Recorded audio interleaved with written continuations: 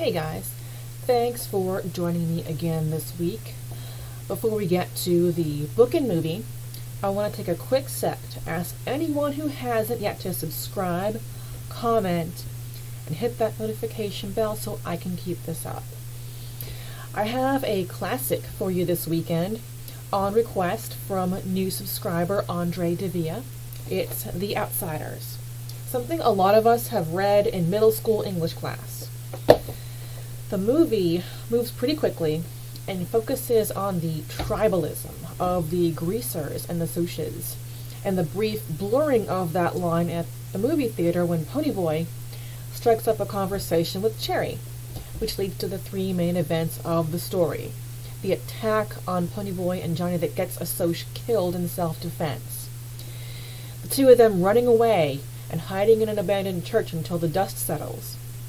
That church catching on fire with little children still inside, and Ponyboy, Johnny, and Dally getting injured in said fire while rescuing the kids and returning home. Then the rumble scheduled as kind of like an old-fashioned duel to demand satisfaction for the dead Soc. And while it's going on, Johnny dies in the hospital from his burn injuries, which propels Dally to commit suicide by cop. Everything in the movie, including those bursts of emotion, is in the book.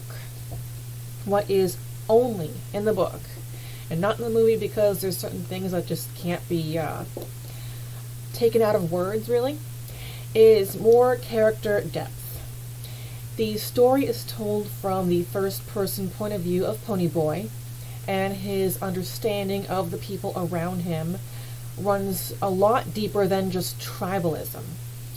He understands that his older brother Derry gave up a potentially brighter future by dropping out of school to get a job and provide for him and their other brother Soda Pop, rather than let the foster care system separate them. And also, in spite of appearances, Ponyboy and most of the other greasers have depth and intellect. He likes school, and until all this, he got good grades. He likes sports, he likes to read, and he made it through most of Gone with the Wind while hiding in the church. I didn't even do that. Yet.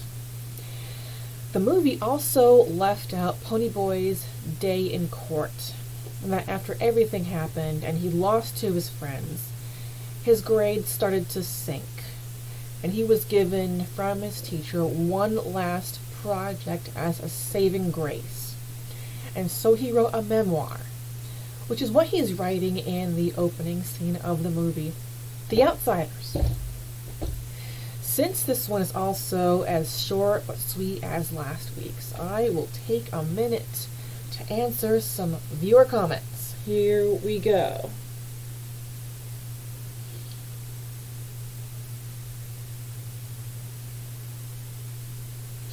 Alright, from Stir of Echoes, Stark Dilemma says, "It's so funny how the translation of 50s to 90s mark so many unusual similarities in terms of economic and social standing, and kinda sad if you look close enough." Admittedly, I saw the movie long before I even knew about the book, and the way the book presents the family at the center of the story is so far from what I expected. It almost makes it seem like this can't be the same story. Alright.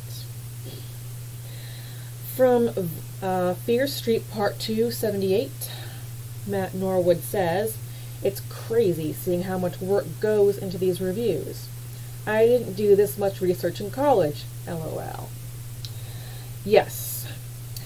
The more a movie deviates from the source material, the more I have my work cut out for me. All of the Stephen King books to movies and Game of Thrones, and even in this case R.L. Stine, made me really break a sweat. It's even harder if the genre of a certain book and movie aren't my usual interest. For instance, with Lolita and The Circle, I had to seriously dig around for any differences because those topics kind of made me go cross-eyed.